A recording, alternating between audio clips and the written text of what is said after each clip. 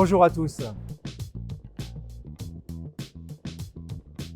Alors je suis Fabrice Doard, responsable éditorial dans la structure d'édition du Musée du Louvre. Aujourd'hui, je vous propose une promenade autour de la bande dessinée au Musée du Louvre.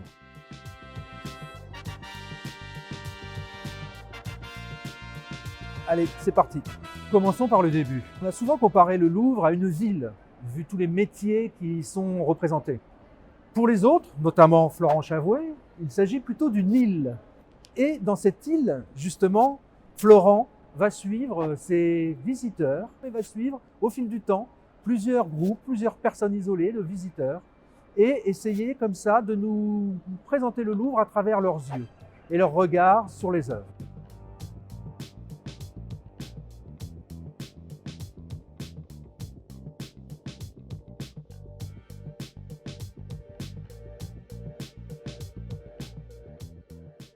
Le musée du Louvre est la maison de nombreux auteurs, de nombreux artistes.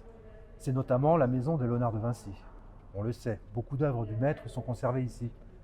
Et il était temps que la collection du Louvre, bande dessinée, s'intéresse à l'œuvre de ce génie.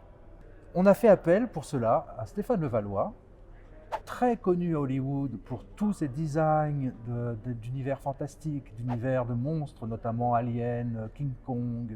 C'est lui. Il a accepté avec plaisir de se confronter au dessin et au génie de Léonard. 2 ans de travail.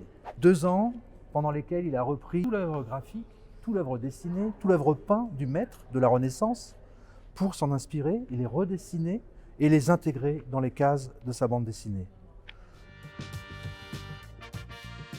Nous voici au Louvre médiéval, l'un des lieux emblématiques et voire symboliques du musée du Louvre, une des premières résidences royales de France. Nous sommes dans ce lieu car c'est aussi une porte d'entrée utilisée par beaucoup d'auteurs de bande dessinée pour commencer leur histoire et leur relation avec le musée du Louvre.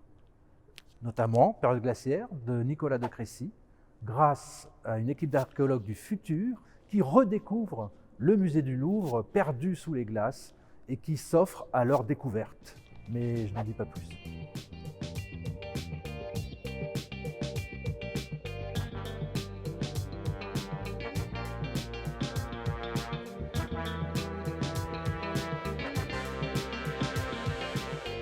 L'une des raisons de lire la collection de bandes dessinées du Louvre aussi, c'est de voir comment, au fil du temps, à travers le temps, comment les artistes dialoguent entre eux.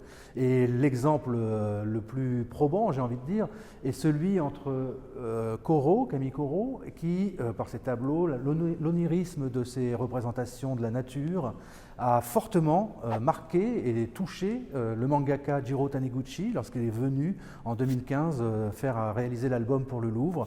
Et il s'en est servi dans son propre univers poétique, il s'est servi de l'œuvre de Corot, il a fait comme un chemin vers lui, il est même allé au cabinet des dessins, regarder des dessins de Corot, tellement il avait été touché par le maître.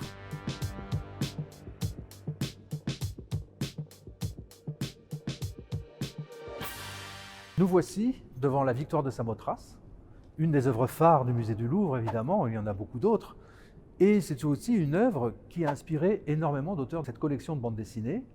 À cette occasion, d'ailleurs, Éric Liberge nous a demandé de passer une nuit au musée, car il avait besoin, pour son scénario, d'observer l'ambiance nocturne du musée. Pour lui, les œuvres sont animées, sont douées d'une âme, et la nuit, lorsque le musée est fermé, elles s'envolent, elles quittent leur socle, elles quittent leur cadre, et vont se réunir, on ne sait pas trop pourquoi.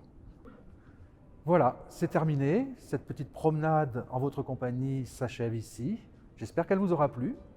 Pour moi, et à l'occasion de cet anniversaire de 15 ans de la collection de bandes dessinées du Louvre, c'était un vrai plaisir de vous mener à l'intérieur des salles du musée et de vous faire découvrir cette collection.